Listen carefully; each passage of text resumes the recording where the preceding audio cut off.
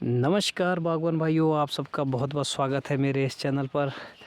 आज मैं बात करूंगा समर कटिंग के बारे में कि समर कटिंग कब करनी चाहिए, कैसे करनी चाहिए और कैसे हम जो हमारा स्पर वैरायटी है उसमें करें और कैसे हम गाला में करें। ये दोनों डिफरेंट है, हमें अलग अलग तरह की कटिंग करनी पड़ती है। एक तरह की कटिंग ना करें क्योंकि इसका जो रिज़ल्ट है वो मैं आपको भी दिखाऊँगा।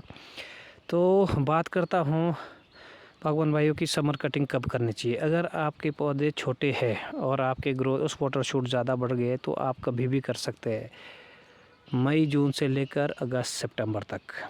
और अगर आपके अच्छे उसमें फल लगे हैं तो आप जल्दबाजी ना करें जब तक आपके अच्छा साइज़ ना बन गया हो, क्योंकि इस पत्तों का बहुत अहम रोल रहता है साइज़ के लिए। जितने फ्रेश हमारे पत्ते रहेंगे उतना ज़्यादा हमारा साइज़ बनेगा। जिन बागवान भाइयों की बीमारियां लगती है आपने देखा होगा उसमें साइज़ बनता ही नहीं है। तो और ये देखो मैं आपको दिखाता हूँ कि अब क्यों करनी चाहिए। कि जैसे अब मैं इस दाने की बात करूँ तो अब हमें इसका साइज़ अच्छा बन गया है। अगर मैं इसका साइज़ आपको दिखाने की कोशिश करूँ तो ये इसका साइज़ है। अब ये साइज़ कितना होता है इसको मुझे आप कमेंट बॉक्स में ज़रूर बताएं। ये देखो आप, इस तरह का साइज़ बना है। अब हमें इस साइज़ के साथ साथ कलर की भी ज़रूरत है। अगर हमारा कलर अच्छा होगा तभी हमारा जो माल है वो अच्छे रेट में बिकेगा। तो इसके लिए हमें ज़रूरत पड़ती है बागवान भाइयों अब कटिंग की, क्योंकि धूप का अब अहम रोल है। अभी तक पत्तों के अहम रोल था, अब धूप का है। अब जैसे ये दाने देखो आप, यहाँ पे धूप नहीं लगती, इस तरफ से ये वाला वाटर शूट है तो ये देखो अभी हरा है। अब हमें इसके लिए जो इसके हमारे आसपास ये जो जैसे ये है वाटर शूट है ये, तो अब हमें इसको लगभग 2 इंच से निकालना है। अब जैसे ये देखो अब ये कितना लंबा हो चुका है, ये कम से कम 2-2.5 फीट का, 2 फीट से ऊपर हो चुका है। अब हमें इसको यहाँ से निकालना है, ये यहाँ से इतना सा निकालना है। अब यहाँ पे हमारे स्पर बनेगा और इसमें ग्रोथ आएगी।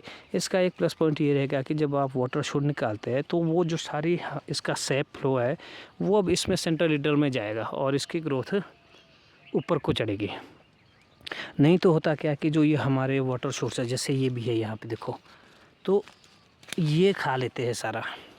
और आप ये निश्चित करें कि जो टहनी आपके लगभग 9-10 इंच के आसपास है उसको रहने दें, उससे बड़ी जो भी है उसको निकालें। जैसे मेरे है ये 1.5 फीट के आसपास है तो मैं इसको निकालूँगा। जो छोटी है जैसे ये वाली पिन है, ये 8-9 इंच की पिन है, इसको मैं नहीं छेड़ूँगा। अब ये वाली ज़्यादा बढ़ गई है तो उसको निकालूँगा। इससे हमारे अब इन जो दाने हैं इसमें धूप अच्छी तरीके से लगेगी। जैसे आप ये देखो कैसा बढ़िया दाना बन रहा है। तो अब हमें ज़रूरत है, अब साइज़ तो इसका अच्छा बन रहा है लेकिन अब इसमें कलर आना चाहिए। अब जैसे ये देखो आप, अब साइज़ आप खुद देख रहे कितना बन गया है, ये देखो। तो अब हमें ज़रूरत है, अब ये इसमें धूप अच्छी लगती है तो बागवान भाइयों तो कलर आ गया है। अब इसमें धूप नहीं लग रही है तो ये साइड अभी हरी है। अब हमें इसका भी सोचना है और यहाँ ये जो जितने भी ये वाले वाटर सोर्स है जो इसके लिए अभी हमारे दिक्कत कर रहे हैं, अब इनको हमें हटाना होगा। तो इसकी जो कटिंग है जैसे मैंने कहा आपको कि लगभग 2 इंच के आसपास रखें। और वही अगला जो काम है मैं आपको दिखाने की कोशिश करूँ जो गाला पे थोड़ी सी कटिंग अलग रहती है। गाला पे आप छोटे कट ना मारे। जैसे अभी मैंने इस पर के लिए कहा कि आप उस पर में 2 इंच में मारे, तो इसमें कम से कम आप 3 इंच पे जाए। जैसे यहाँ पे मारा है 3 इंच पे, कम से कम 3 आँखें रखे। इसका क्या कारण है, अगर आप यहाँ नीचे रखेंगे तो यहाँ से आपका ये नहीं चलेगी, आँख यहीं सूख जाएगी। अब इसका मैं आपको एक जो रिज़ल्ट है वो दिखाता हूँ पिछले साल का। जैसे अब मैंने ये कट मारा था, छोटा कट, ये 1 इंच का कट था लगभग ये वाला। किसी ने बताया था कि छोटे कट रखो, तो ये कट वैसे का वैसा है, इसमें कोई भी असर नहीं हुआ, ये बिल्कुल वैसे का वैसा है। जैसे यहाँ देखो आप, इधर छोटे कट कभी ना मारे, खास करके गाला में।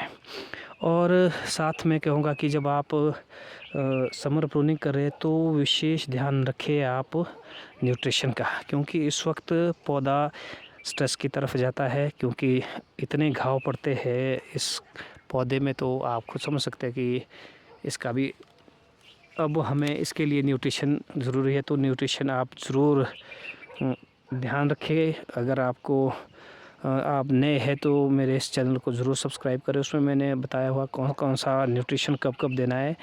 एक फिर और मैं आपको रिज़ल्ट दिखाने की कोशिश करता हूँ कि अगर आपका न्यूट्रिशन सही है तो उसका क्या फ़ायदा होता है।